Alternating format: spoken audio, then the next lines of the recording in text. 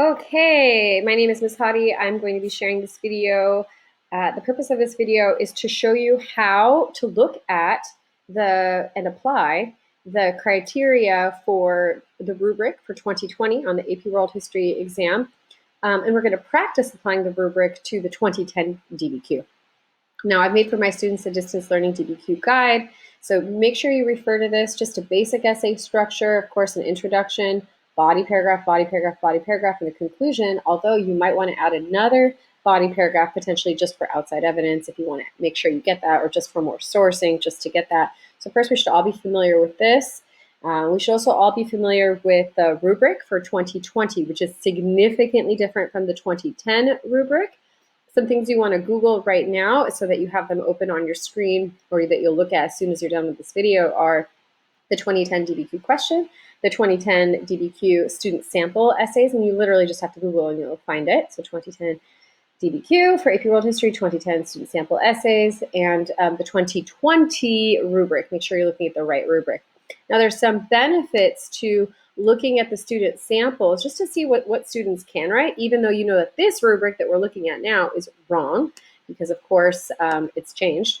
So, but you can still look at it and be like, oh, how did they think of the documents? Now back then there were a lot more documents. Right now you only have to do 5 documents, and I would suggest that you try to group them still, even though you don't technically get a point for grouping. That's what they're looking for when they want you to put the documents into dialogue with each other.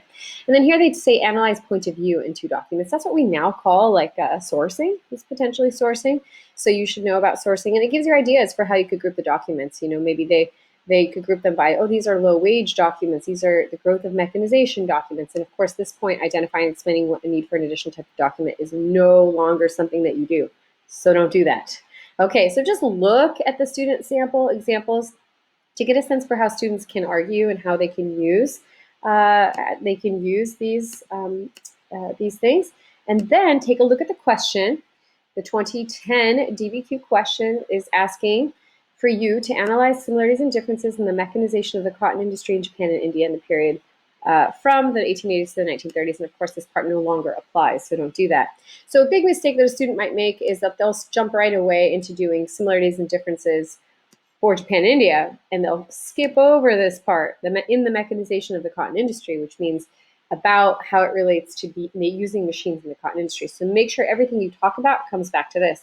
So you might think of your inspect chart categories when you're trying to develop similarities and differences. You might think, oh, there's like interactions between humans and the environment for in, S for social, P for political, E for economics, C for cultural, and T for technology. Can I use those categories to think of a similarity or difference? Well, yes, if you can connect it back to the mechanization of the cotton industry. So for example, you could say both India and Japan saw negative social effects in the mechanization of the cotton industry. So now I'm taking a social category, and I would encourage you to be as specific as possible. You could say, there were harsh working conditions, or they recruited from the rural countryside. So make sure you're answering the question. That's the most important thing.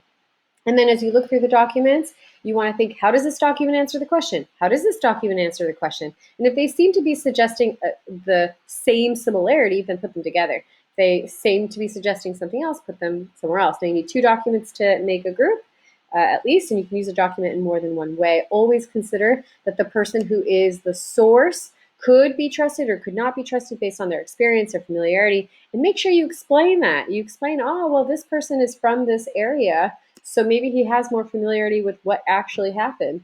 Or, oh, maybe because this person is an industrialist, he's going to be highlighting the positives of the mechanization of the cotton industry, downplaying the negatives. So talk about how it affects the document.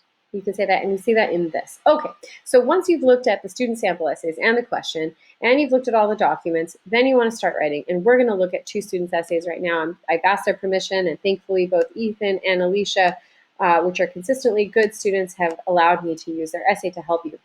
It's going to take about 5 to 10 minutes a student, so expect to stay here focused and just to look at what they did right and what they could probably still improve. It's hard to get feedback, so I really appreciate them allowing me to do this to help you.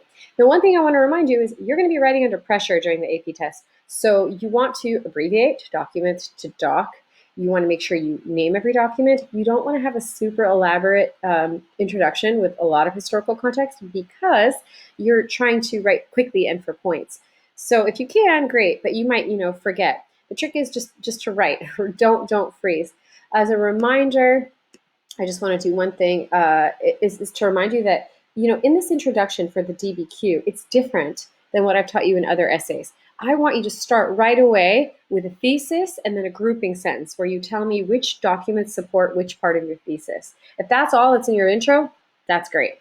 If instead you want to start with some historical context and then do a thesis and then do grouping sentences, that's fine. Then I'm going to expect to see a topic sentence. Then I'll expect to see you talk about the document, tell me accurately what it's showing without overquoting. Do not overquote. Paraphrase, maybe pull out a couple of key pieces of evidence, and then quickly explain how that answers the question. So if the question is about similarities and differences, which it is in this case, you better explain very quickly after talking about one document and then the other how they both show a similarity. Now, in a different kind of essay, like a change essay, you would have to show how it shows a change. And you'd know that by explaining what it was like before and how it then shows a change. If it was a cause and effect essay, you'd have to explain how it's a cause or how it's effect. Always answer the question. Make sure you answer the question with the documents. And then think, in that paragraph, is there anything else that isn't in the documents that might help support the idea of that paragraph? So if that paragraph is about harsh working conditions, can I think of another example of harsh working conditions that I know of for Japan or for India? And then can I make a connection to another time and place to show more complexity? Or can I further evaluate the similarities cause or effects, or if it's change, or if it's a continuity to show off more historical thinking skills? Always do sourcing. Even though you only need to do sourcing twice, I would do it a lot of times. I would even maybe consider adding another paragraph that's just for sourcing. The ones after I'm all done, if I have more time, try to do more sourcing or try to do more outside evidence, just to make sure you hit that point. And then at the end, you're going to restate your thesis and maybe think about how this is going to affect the next time period or something like that. Okay, so, oh no, my computer doesn't die. So I'll try to do this quick.